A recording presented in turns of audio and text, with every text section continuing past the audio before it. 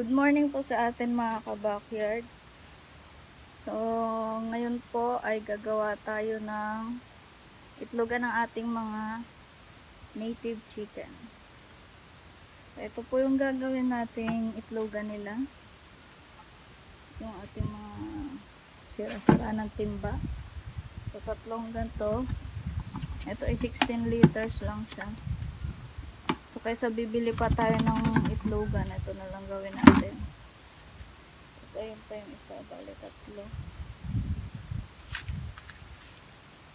So, ito po yung gagawin natin pang lagay sa itlogan nila kasi wala na tayong ipa at wala rin masyadong dayami ngayon dahil hindi pa nag-aani sa palayan.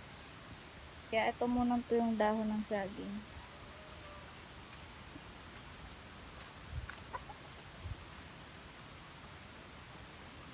So, ito po yung ating breeding pen sa ating mga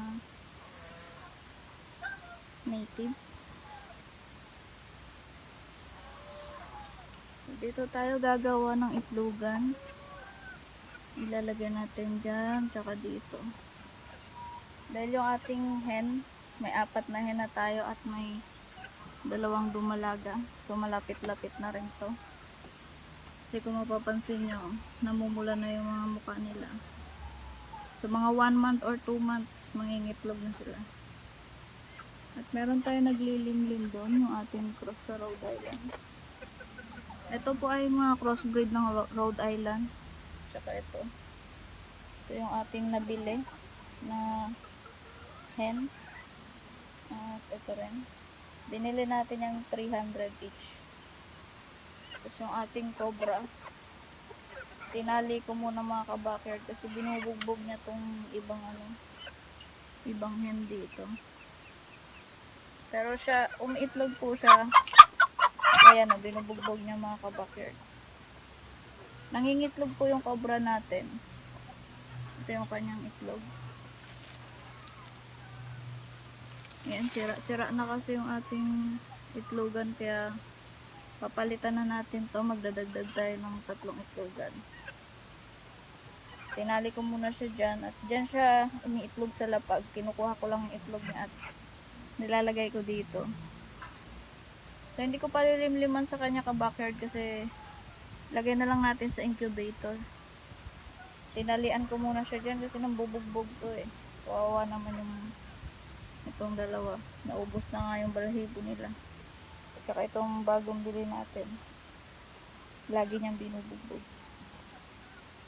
So, ayan, gagawa na tayo ng itlogan na yun. So, nakabit na natin yung ating mga timbang gagawing itlogan. At ito na yung dahon ng saging. Ito yung dahon ng saging ilalagay natin sa itlogan.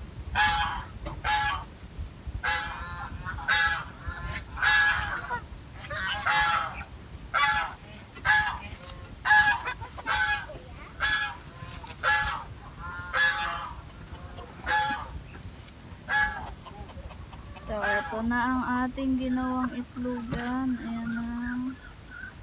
Meron na tayong 5 itlogan.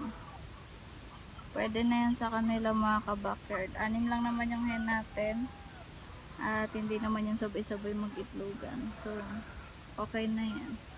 Kahit magdagdag pa tayo ng 2 hen pa.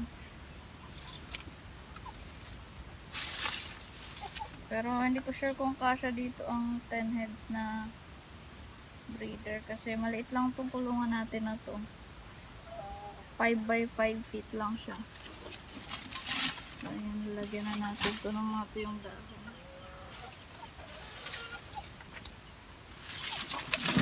Meron yung dyan.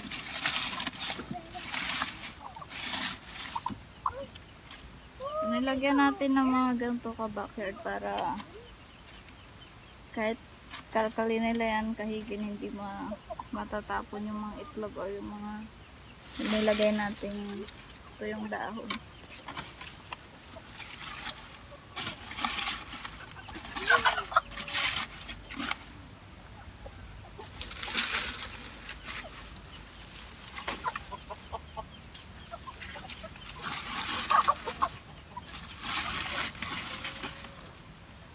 natin masyadong damihan. Wala nang space.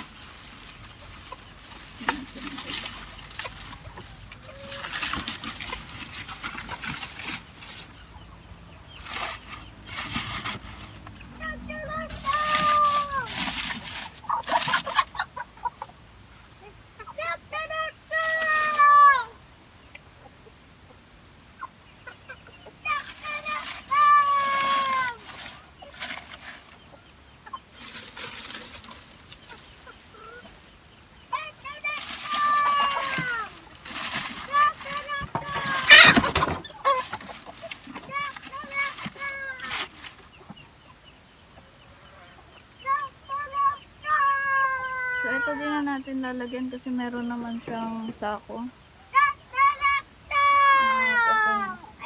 Ilalagay pa natin to sa itlogan ng mga bibe natin. I want to go inside with you. Mama? Yeah. So, ito naman lalagay natin sa itlogan ng mga bibe. So, yun ang ating setup ng ating breeding pen ng mga native natin na manok. So, ito tinanggal ko na sa tali kasi baka maglimlim na siya. So, sana wag siyang mambugbog kasi pag nambugbog siya, tatali ulit natin siya. Tapos, no choice tayo, ilagay na lang natin sa incubator yung itlog.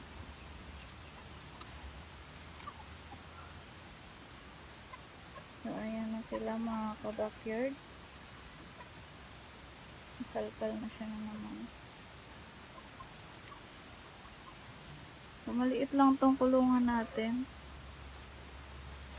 5 feet by 5 feet lang siya.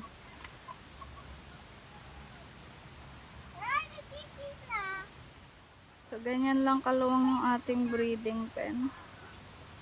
Ayan, kung makikita nyo.